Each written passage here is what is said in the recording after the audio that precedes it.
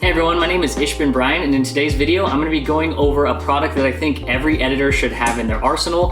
It really speeds up your editing workflow, makes it look that much more professional. It's called Cinepunch. Cinepunch is a one-time payment of $49, but they give you 8,000 different assets, which just blows my mind. There's just so much going on in it that it's definitely worth the money. You can make that money back plus more from like 1 gig using it. And once you pay for it once, you get to use it unlimited for all of your projects, which is super cool. In this video, I'm going to be using only products from Cinepunch. Everything from transitions, glitches, overlays, effects, LUTs that you can color correct with.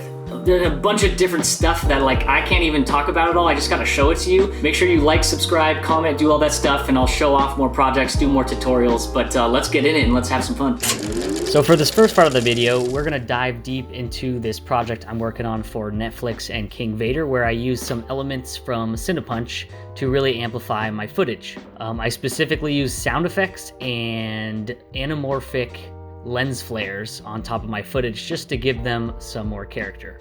So if we take a look at this footage that I made in Blender here, it's kind of empty, needs something. So what we're gonna do is take our 4K Lomo anamorphic flare provided by Cinepunch and drag and drop it on top.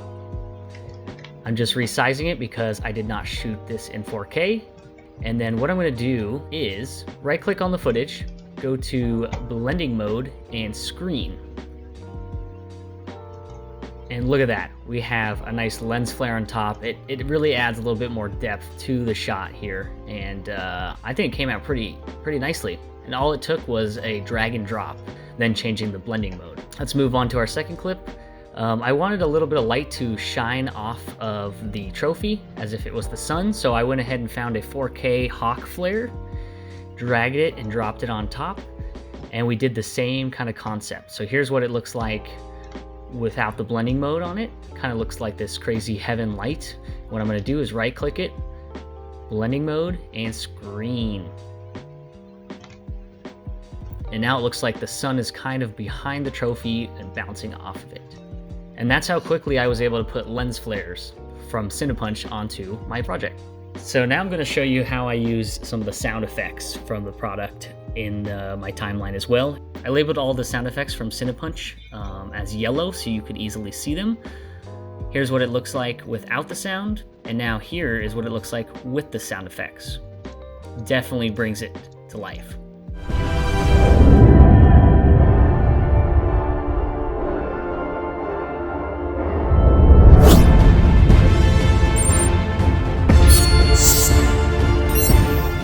There's a lot of different varieties of sound effects, futuristic, different whooshes, bass hits, you name it. I still have not listened to all the different sound effects because there's so many, but it's a really great library to use. So now what we're gonna do is take a look at this footage that I captured of this Lamborghini. It's kind of plain. There's no transitions, no nothing on top. It needs a little bit of something. So let's add some Cinepunch assets to it. We're gonna start off with looking for some transitions. Once Cinepunch is installed, you can go to your presets, go to Cinepunch, and then for me, I had Transition Punch 5.0 presets here, and I'm looking through all these different folders. There's so many different types of transitions, it's crazy. Let's look through inverts first here. And they're labeled with ins and outs, which is cool. So the in is the beginning of the transition, out is at the end of the clip. So we're gonna put this invert quad chrome in. That's looking pretty nice. And now let's go over here and let's find another transition, and let's put the out of invert quad chrome out. Looks pretty cool. I like the little flash there. Let's see what kind of transition we can put in here. If you know me, you know I'm a sucker for some glitches, so let's go find some glitches in here. Let's go to glitch 25 here and see what that looks like. Ooh, I like that. The thing that's really cool is even though this is such a long transition, we can go into the keyframes here under the effects controls and we can adjust these. So maybe we don't want it to last that long. Maybe I just want a little section of that. I can actually just pull the clip back manually too, so I just get a little bit of the glitch instead of that full massive glitch. So you can actually play around with these, customize them. Let's take a look back at what we got.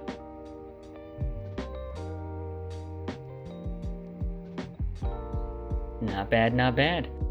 So now we're gonna jump into the color correction process here, and it's extremely easy with Cinepunch.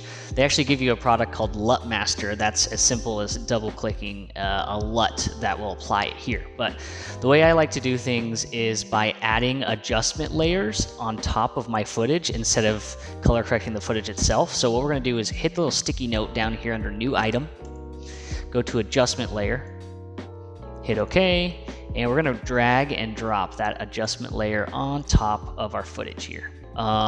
What this is doing is essentially making a transparent layer on top of your footage that you can manipulate, that won't actually manipulate the footage itself. And now I'm gonna cut it up because we have a few different clips that we're gonna color correct differently. So we're gonna go ahead and click on those. Let's start with our first one here. So go ahead and click on that first adjustment layer. And what we're gonna do is go to Effects over here. We're gonna go to Presets. I uploaded all of my Cinepunch products, or a few of them actually, into Cinepunch here. And then LUT Master.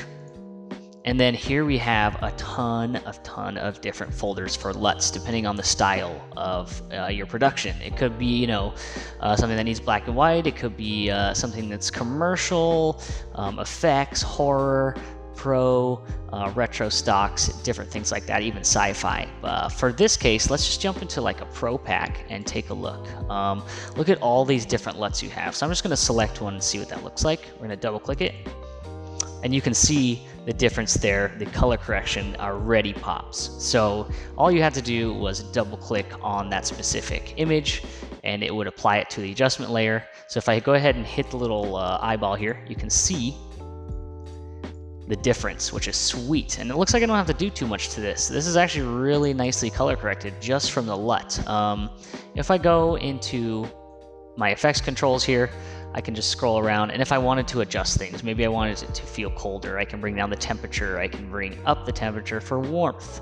I can, you know, change a lot of different things, bring up shadows a bit, just depending on how I feel. Maybe I want it to be dark.